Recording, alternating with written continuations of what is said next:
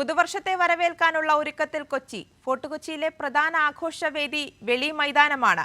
പുതുവർഷ രാവിൽ പാപ്പാഞ്ഞിയെ കത്തിക്കാനുള്ള ഒരുക്കങ്ങളും പൂർത്തിയായി. പുതുവത്സരാഘോഷത്തോടനുബന്ധിച്ച് ഫോർട്ട് കൊച്ചിയിൽ കർശന സുരക്ഷാ ക്രമീകരണങ്ങളും മദ്യപിച്ച് വാഹനം ഓടിക്കുന്നത് തടയാൻ വാഹന പരിശോധനയും പോലീസ് ഏർപ്പെടുത്തിയിട്ടുണ്ട്. കൊച്ചിയിൽ നിന്നും തിയോഫിൻ ചേരുന്നുണ്ട്. വിവരങ്ങളുമായി തിയോഫിൻ, ഇനി ഏതാനും മണിക്കൂറുകൾ മാത്രമേ ഉള്ളൂ പുതുവത്സരത്തിലേക്ക് കടക്കാൻ. വലിയ പ്രത്യേകത തന്നെയാണ്, വലിയ ക്രമീകരണങ്ങൾ തന്നെയാണ് കൊച്ചിയിൽ ഒരുക്കിയിരിക്കുന്നത്. ഒപ്പം കർശന സുരക്ഷയിലുമാണ് നഗരം.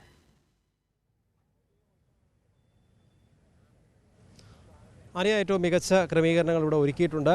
ഫോർട്ട് കൊച്ചിയിലാണ് പ്രധാനമായും പുതുവർഷത്തിൻ്റെ ഒരു ആഘോഷ കേന്ദ്രം കൊച്ചിയുടെ. അതിൽ തന്നെ ഫോർട്ട് കൊച്ചിയിലെ വെളി ഗ്രൗണ്ടിലാണ് ഇത്തവണ ആഘോഷങ്ങളുള്ളത്. നേരത്തെ പ്രധാന വേദി പരേഡ് ഗ്രൗണ്ടായിരുന്നു. ഇത്തവണ പരേഡ് ഗ്രൗണ്ടിൽ പപ്പാഞ്ഞി കത്തിക്കുന്നില്ല എന്നതുകൊണ്ട് തന്നെ ഈ വെളി ഗ്രൗണ്ടിലേക്ക് ആഘോഷവേദി അതായത് ഇതിൻ്റെ കേന്ദ്രം വെളി ഗ്രൗണ്ടിലേക്ക് മാറിയിരിക്കുകയാണ്. ഇവിടെ ഇപ്പോൾ പപ്പാഞ്ഞി ഇവിടെ തയ്യാറാക്കിയിട്ടുണ്ട്. ഇതിനുവേണ്ടിയുള്ള ഒരുക്കങ്ങളെല്ലാം പൂർത്തിയായി കഴിഞ്ഞു. പപ്പാഞ്ഞി കത്തിക്കാനുള്ള അതിനു മുമ്പുള്ള ഒരുക്കങ്ങളെല്ലാം സംഘാടകർ നടത്തിക്കൊണ്ടിരിക്കുകയാണ്. ഇതാണ് രാത്രി പുതുവർഷം പിറക്കുന്ന സമയത്ത് ഈ പപ്പാഞ്ഞി കത്തിക്കും.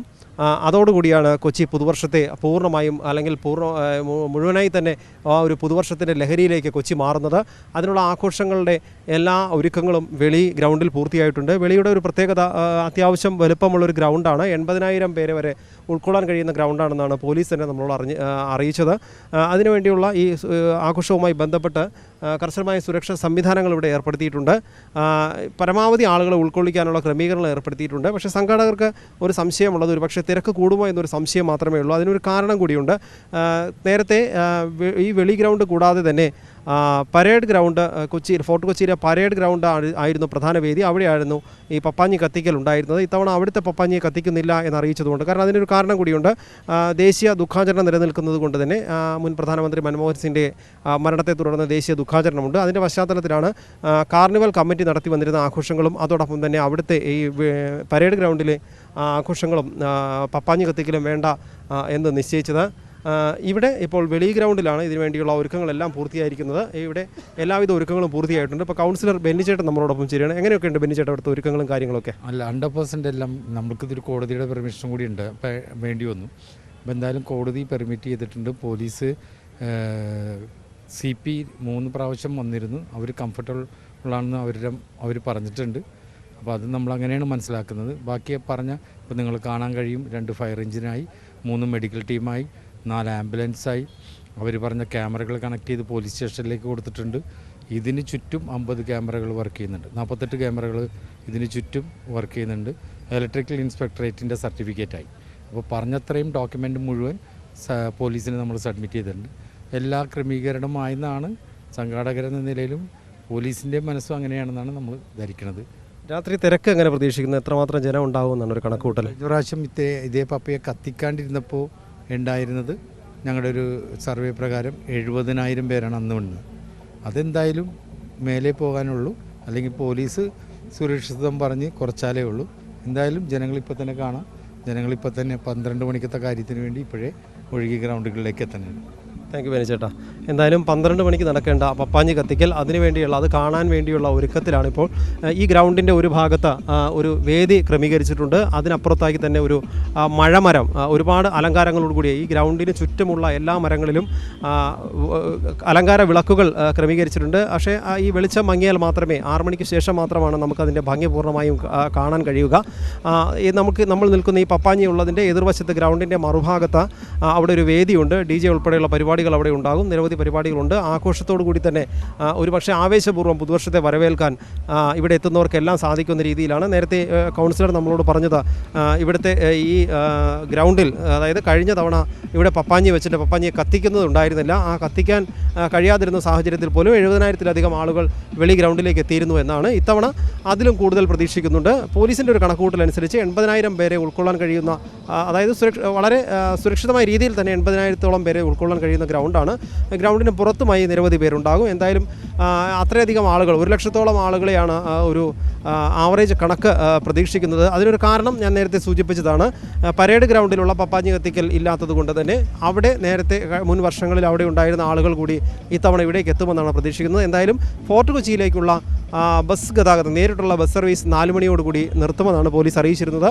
അങ്ങനെയെങ്കിൽ ഇപ്പോൾ ഒരുപക്ഷേ ആ ബസ് സർവീസുകൾ അവസാനിപ്പിക്കുന്നതിനുള്ള ക്രമീകരണങ്ങൾ പോലീസ് ആരംഭിച്ചിട്ടുണ്ടാകും.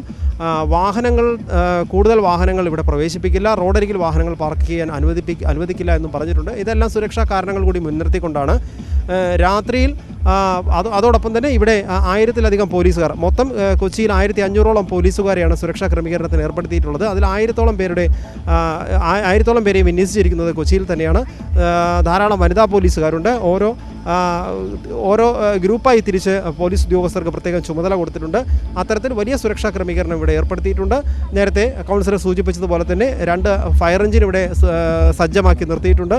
അങ്ങനെ അടിയന്തര എല്ലാ സാഹചര്യങ്ങളും നേരിടാനുള്ള സൗകര്യം കൃത്യമായി തന്നെ എല്ലാവർക്കും മാറി നിന്ന സുരക്ഷിത അകലത്തിൽ 72 അടിയോളം അകലത്തിലാണ് ഇവിടെ ഒരു ബാരിക്കേഡ് സ്ഥാപിച്ചിട്ടുള്ളത്. അത്രയും അകലത്തിൽ ഈ കത്തിക്കുന്ന പപ്പാഞ്ഞിയിൽ നിന്നും അത്രയും ദൂരം സുരക്ഷിത അകലം പാലിച്ചാണ് എല്ലാ ക്രമീകരണങ്ങളും ഏർപ്പെടുത്തിയിട്ടുള്ളത്. ആര്യ, തീർച്ചയായും ഈ ആഘോഷങ്ങളിൽ കൊച്ചി എന്നും മുൻപന്തിയിൽ തന്നെയാണ് തിയോഫിൻ. ഒപ്പം ഈ പുതുവത്സരാഘോഷത്തിൽ ഈ പാപ്പാഞ്ഞിയെ കത്തിക്കുന്നതാണ് അവിടുത്തെ പ്രധാന ചടങ്ങ്. അത് ഇതിനോടകം തന്നെ മനസ്സിലായിട്ടുണ്ട്. ഈ സംഘാടകർ നിശ്ചയിച്ചതുപോലെ ഒരുപക്ഷെ കണക്കിൽ കവിഞ്ഞ ആളുകൾ അങ്ങോട്ടേക്ക് എത്താനുള്ള ഒരു സാധ്യതയും തള്ളിക്കളയാനാവില്ല. അതിനുള്ള എല്ലാ ക്രമീകരണങ്ങളും ഈ സുരക്ഷാ ഉദ്യോഗസ്ഥരുടെ ഭാഗത്ത് നിന്ന് ഇതിനോടകം തന്നെ എടുത്തിട്ടുണ്ടാവണം. അപ്പോൾ കൊച്ചി പൂർണ്ണമായും സജ്ജമെന്ന് തന്നെ പറയേണ്ടിയിരിക്കുന്നു തിയോഫിൻ.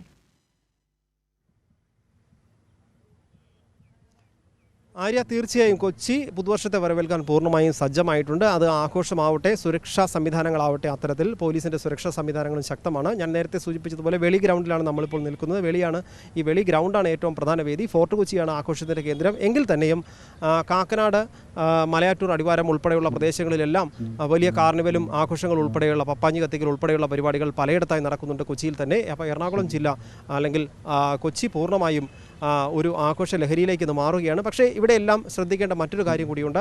ഈ മദ്യപിച്ച വാഹനം ഓടിച്ചുണ്ടാകുന്ന അപകടങ്ങളൊക്കെ ഒഴിവാക്കുന്നതിന് വേണ്ടി അത്തരം ഡ്രങ്ക് ആൻഡ് ഡ്രൈവ് ഒഴിവാക്കുന്നതിനായി പോലീസിൻ്റെ ഭാഗത്തുനിന്ന് ശക്തമായ സുരക്ഷാ സംവിധാനം, രാത്രി കർശന വാഹന പരിശോധന ഉണ്ടാകും. അതോടൊപ്പം തന്നെ ആഘോഷങ്ങളുടെ മറവിൽ എന്തെങ്കിലും മയക്കുമരുന്ന് ഉപയോഗമോ ഇടപാടുകളോ നടക്കുന്നുണ്ടെങ്കിൽ അതെല്ലാം തടയാനുള്ള ഡൻസാഫ് ടീമിനെയും പോലീസ് ഏർപ്പെടുത്തിയിട്ടുണ്ട്. ഇത്തരത്തിൽ വളരെ കൃത്യമായി കോർഡിനേറ്റ് ചെയ്തുകൊണ്ടുള്ള ഒരു സുരക്ഷാ സംവിധാനം ഇവിടെ ഏർപ്പെടുത്തിയിട്ടുണ്ട്.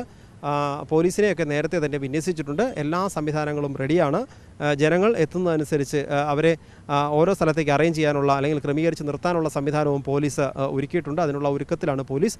എന്തായാലും ഇതിൻ്റെ ഈ ഒരു വെളി ഗ്രൗണ്ടിൻ്റെ ഫോർട്ട് കൊച്ചിയുടെ മനോഹാരിത നമുക്ക് പൂർണ്ണമായും കാണണമെങ്കിൽ സന്ധ്യയായി കഴിയുമ്പോഴാണ് നമുക്കത് കാണുക. കാരണം നമുക്ക് ഈ ചുറ്റും കാണുന്ന പ്രദേശങ്ങൾ മുഴുവൻ അലങ്കാര വിളക്കുകൾ കൊണ്ട് ക്രമീകരിച്ചിട്ടുണ്ട്. ഇതെല്ലാം ഓണായി കഴിയുമ്പോഴാണ് പൂർണ്ണമായും ഒരു പുതുവർഷ ആഘോഷത്തിൻ്റെ ആ ഒരു മാസ്മരിക ഭംഗിയിലേക്ക്, വർണ്ണ ഭംഗിയിലേക്ക് കൊച്ചി എത്തുക.